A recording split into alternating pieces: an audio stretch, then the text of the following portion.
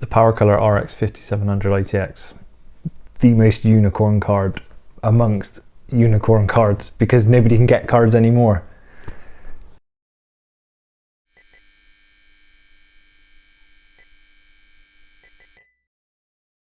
Thank you for tuning in and watching. Today I wanted to chat about the Powercolor RX 5700 ITX, as I still don't think anybody, certainly Western speaking, English speaking, has done a review on it. And it's a great card. I'm really not sure why Powercolor didn't bring this over to the West. They brought along the 5600 XT for us instead, whereas this is the much better card in my opinion, and I think most people would agree as well. So, what can I tell you about the card? Well, it's 175mm in length, it's 110mm high and 40mm wide, and it fits perfectly in really small form factor chassis such as the K39 V2. It's a pretty popular case that can be found on AliExpress, and yeah, most small form factor enthusiasts will probably have this on their radar. Whether they go for it or not is a different matter, but if you were, this card fits in perfectly and it's a great match. On the rear of the card we've got two display ports and a HDMI sat in between, and the rest is reserved for ventilation, so not a massive amount of connectivity options, but certainly not terrible either. A single fan, it's 90mm fan, and a single 8-pin PCI Power Express connector. Yeah, it's a fantastic card. Today we'll look at some benchmarks of that card, and also I wanted to chat about the BIOS because it's very, very quirky compared to all the other RX 5700s out there, and most modern graphics cards in fact. So without further ado, I'll jump into the benchmarks, and then when we finish looking at all of that, we'll come back to me and yeah, just conclude. Jumping straight into the benchmarks then. Before I do, here's the overview of the specs of the machine. As you see, it's ample. It's not super high end, but it's a fairly solid mid to slightly above mid range setup. And I think the overall machine complements the graphics card that's installed. So first of all, Forza Horizon 4 with the ultra preset set. I was seeing 134 frames a second on average at 1080p and 107 frames a second on average at 1440p. This game doesn't support the MSI afterburner overlay, so I can't give you the sort of 1% and 0.1% lows. Jumping over to GTA 5, 1080p. There's the settings that I've configured the game at. You know, I'm not sure if that's sort of like the industry standard, but that's how I've set them. And we're seeing an average of 128 frames a second there, with the 1% lows at 72 and the 0.1 at 50. If you're not familiar with the 1 and the 0.1% lows and what they mean, so essentially 99% of the time I was over 72 frames a second, and 99.9% of the time I was over 50 frames a second.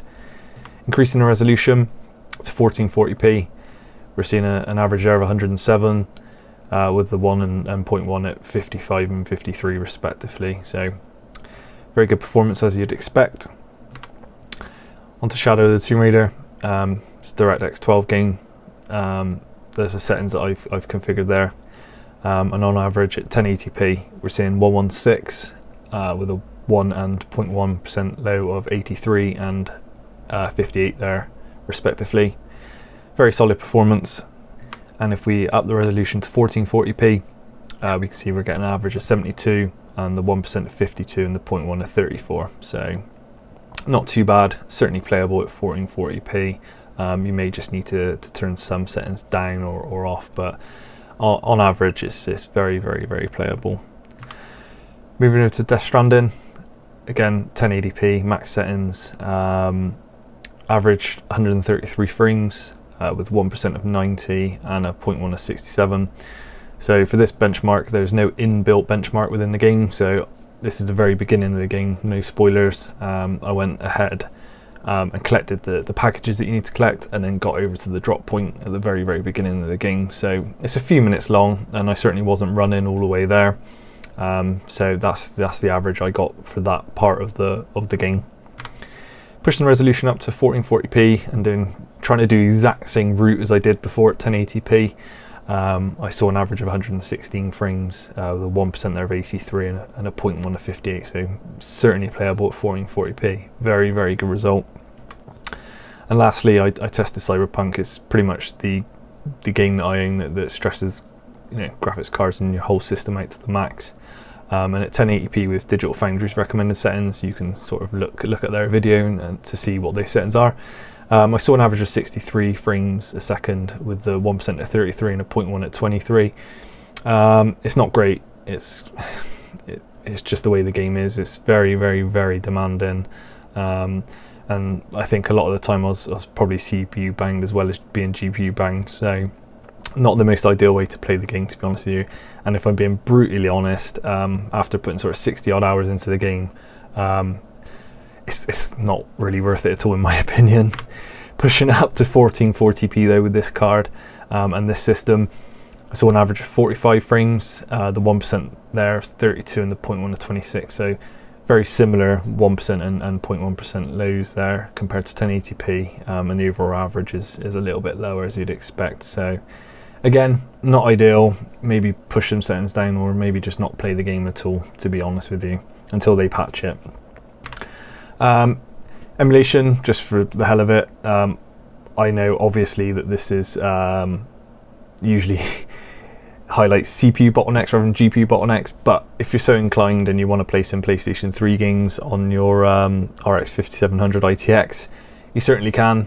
This is the default settings out the box. I didn't mess around with them, so I'm sure you can tweak and change and do whatever you need to do, and the graphics card will complement your system. This is Wipeout HD Fury. It's not actually down on the list of sort of playable games, it's only sort of in testing at the moment. I just love the game, so I thought I'd just throw it in there as well. I'm moving over to Dolphin. This is F-Zero GX for the GameCube. This is at 3x the internal resolution, so it's 1080p essentially with 2 times MSAA, I believe I had set. Very, very playable. Little bit of hitching at the start, could be due to the screen capture software I had running, but yeah, on average, very, very good. And for a Wii game, I chucked on Mario Galaxy 2. Solid 60 frames a second there. Again, with the same settings it was configured with the GameCube. So this is at 1080p, 2 times MSAA. Yeah, very, very, very solid performance. And on the whole, pretty good. So yeah, that pretty much concludes the gaming benchmarks there. With the gaming benchmarks out of the way, very quickly chat about the temperatures of the card, the core clocks you can expect to achieve out of the box, and the sort of fan noise again from out of the box settings. So this is not being tweaked, it's not being changed. This is a synthetic benchmark, so it puts an awful a lot of stress on the card, which isn't truly indicative of what a game would do. This is sort of like the most the card will ever be taxed. So we can see the temperatures there, sort of, you know, respectable. GPUs at 75 degrees, hotspots around sort of 90, and the fan sort of sits around 1900 RPM. That's sort of all confined within the parameters of how the card's been configured from factory. We can look at that a little bit later on inside the BIOS. With this synthetic benchmark, as I mentioned, it's worst case scenario for your card. The core clock's respectable there at sort of 1660, 1670 megahertz, and the memory just sits there at sort of 1750, which is the most it's set to achieve, and it achieves that when running this benchmark. Moving over to a real world scenario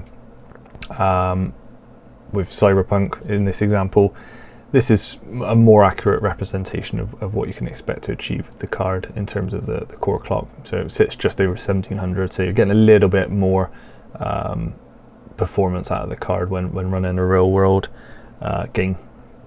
So yeah, with that out of the way, we'll jump on over to the BIOS. So before we conclude with the video, I said I'd have a quick look at the BIOS because it's a little bit quirky compared to other RX 5700s out there. By running GPU-Z, it gives us all the details of the card.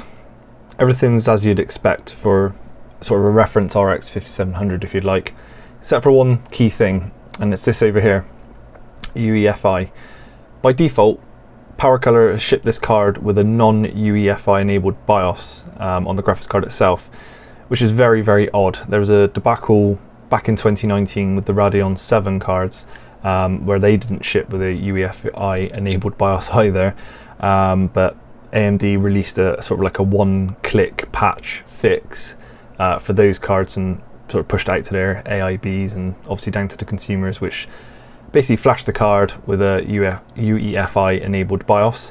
I've looked on Powercolor's website. I can't see that they've released an update for this particular card, and it's something to be mindful of, because if your motherboard doesn't support CSM for whatever reason, or it's not enabled, and you install this card, you can run into issues trying to boot or even install Windows. That's not been the case in my experience. I've tried this card on multiple motherboards, sort of recent motherboards. I've plugged it in, it's just worked, and I've not had any compatibility issues personally, but this is something that you should be made aware of. So we're going to extract the BIOS from the card. I'd already done it once before, as you can probably see down here, but for the purpose of video, we'll overwrite this so you know it's definitely the right BIOS. As I said, this is a factory BIOS. If we come over to More Power Tool, we'll just drop this BIOS in, and we'll have a quick look at how this card's been configured out of the factory by Powercolor. Pretty standard affair actually. You're only going to be able to overclock it by default up to a maximum of 1850 on the core and 1860 on the memory, so it's this figure doubled because it's DDR RAM. You've got your maximum minimum power limits, and again, same thing applies with the fan. This may differ from other cards depending on how many fans they've got and the sort of type of fans that they've got, but for this card it's nothing out of the ordinary, and it's sort of in line with what I'd expect from an RX 5700. And the same thing applies for the power and voltage. You've got your maximum minimum values, and along with a power limit there, quite a conservative limit of 150 watts. I assume this is being done on purpose because it's an ITX card, but again, there's a lot of reference cards with this power limit, and it'll only be sort of the overclocked versions of sort of like, let's say like an Asus Strix OC. I believe it has a power limit of 170 out of the box, but again, because we've got an overdrive limit, we can set it 20% beyond 150, so a maximum of 180 watts if you were to overclock this card. Have a look at the frequencies sort of out of the box. Very standard for an RX 5700. It's got a target clock speed on the core of 1750, and the memory is also 1750. Again, it's this figure doubled because it's DDR RAM as mentioned. So in my findings and my time with the card and all the gaming I've done on it, the memory's always hitting that sort of 1750 mark, and the core hovers around sort of 1700-ish, depending on the load and the temperatures of the card. Again, very, very sort of standard affair.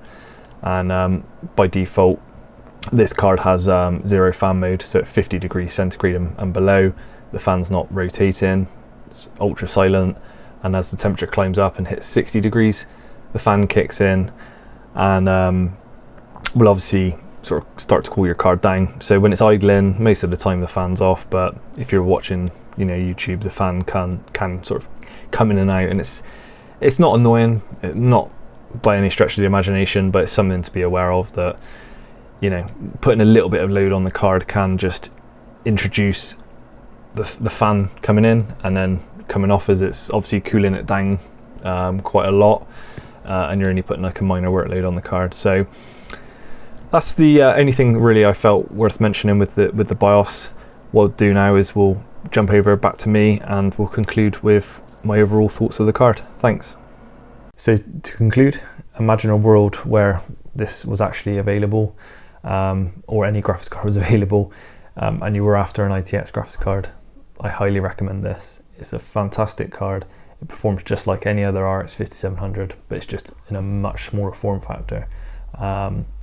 The fan noise, perfectly acceptable, in my opinion. It's not going to blast your eardrums out, and you're going to get all the performance that the 5700 series brings.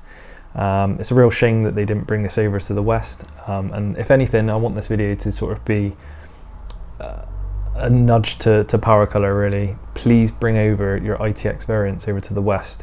There's plenty of people building small form factor machines. There's plenty of people that want ITX graphics cards for those machines. Don't just give us the sort of mid-tier. Give us the good stuff, please. And stop hoarding it all over in Asia, because, you know, we're all gamers at the end of the day. We all want good cards. So yeah, please bring them over. And apologies I didn't get this out a year ago when it was been a lot more relevant. But yeah, it is what it is. If you're ever lucky enough to get hold of one, it won't do you wrong. Great card. Thanks a lot for watching.